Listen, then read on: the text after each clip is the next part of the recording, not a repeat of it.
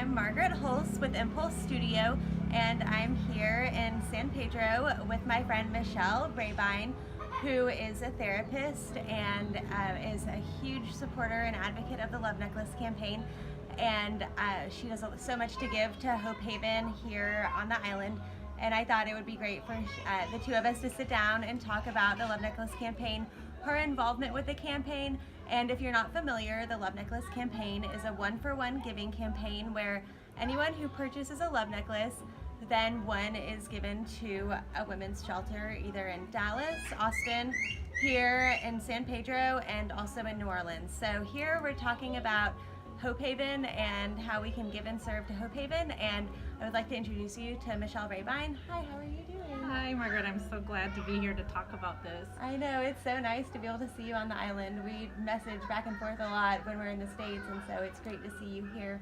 I'm so blessed that you connected with the message that I put on Facebook about the campaign, and I was wondering, when you saw me post about the Love Necklace campaign, what were your initial thoughts and how did you connect to that? Well, not only personally through my family, I have daughters, but through my work and dealing with women that come to me. And just as kind of an aside, I work primarily with PTSD or substance abuse individuals. And basically what I see a lot of is a lack of what you are trying to provide. And so it just really captivated myself, my thinking, as far as, wow, there's somebody out there that's doing something to fulfill the gap that the people I see are missing. Thank you for seeing that, because that's the intention behind the campaign. And you're a therapist. Could you explain what you specialize in and how what you specialize in is so relevant to the Love Necklace campaign? Well, so many people, especially the female population, go through traumatic events.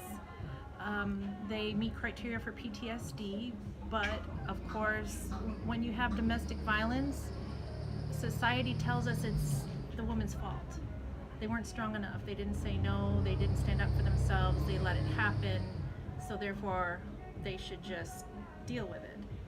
And what I find is that because that is what society is putting out there, they turn to alternative measures for relief.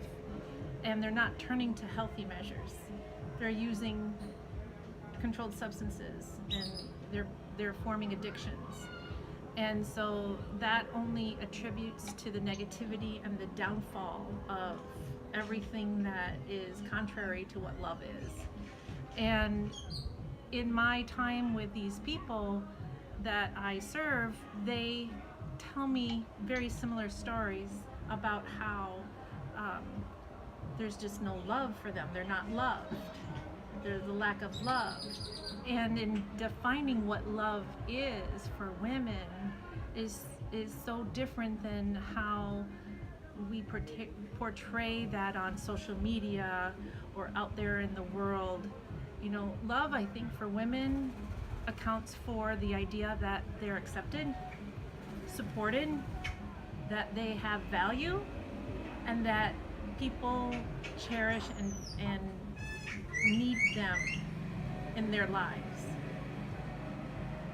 So I can agree with you on all of those things, because I've been there, and a lot of us have been there, whether in whatever situation we've been in, whatever kind of pain we've been through. So I believe that's extremely relatable. This necklace is a simple necklace. It just says the word love and gold scrolled the letters LOVE. And what I'm wondering for you as a therapist, how do you feel that wearing this near your heart can positively affect the women who are receiving it? I think imagery is a really good start to healing, and by seeing and holding something that's symbolic, even the word love in cursive. Cursive is a style of lettering that connects one letter to the other. And so with the idea of connecting one human soul to another. And just in that is a start of hope, love and hope and faith, with the greatest of these is love. And so forming the idea that love is attainable and looking at, what does love mean to me today? How am I going to give it? How am I going to receive it?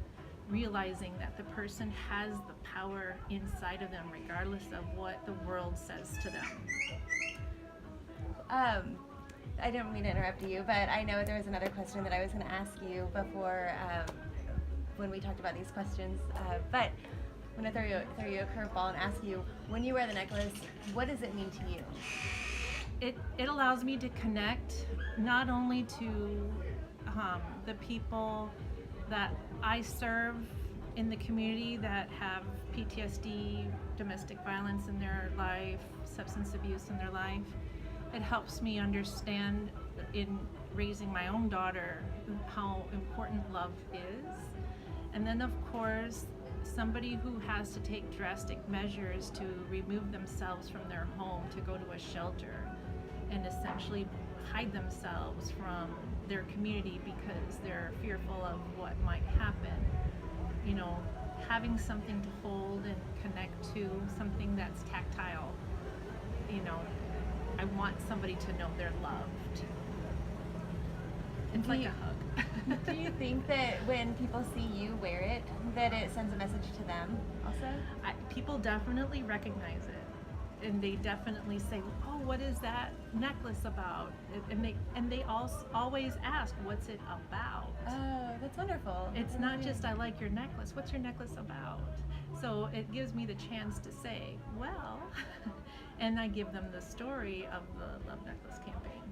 That's so wonderful. Well, I'm so blessed that you're a part of this and that you're here on the island helping to serve Hope Haven and serve the women here on this island. And it's a message shared on this island, but with what you're doing, you're also sharing it in your community back in the United States and everywhere you go. So thank you so much for taking the time to visit with me and share this beautiful setting and this background and Caribbean flavor with everyone.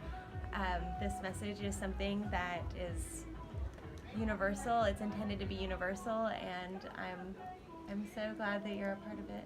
I think the more and more we can tell people out there, especially the women that are afflicted by domestic violence, that there is faith and hope and love, and that people out there recognize that they are suffering and that there's love to help them come out of hiding. The more they hear it, hopefully the more they believe it. Thank you. It's nice to be able to have someone speaking from your level of expertise. I think that helps our audience understand a different perspective behind the message. And I hope you have a wonderful time here on the island. Always. It's always wonderful to see you. You too. And thank you so much. You're welcome.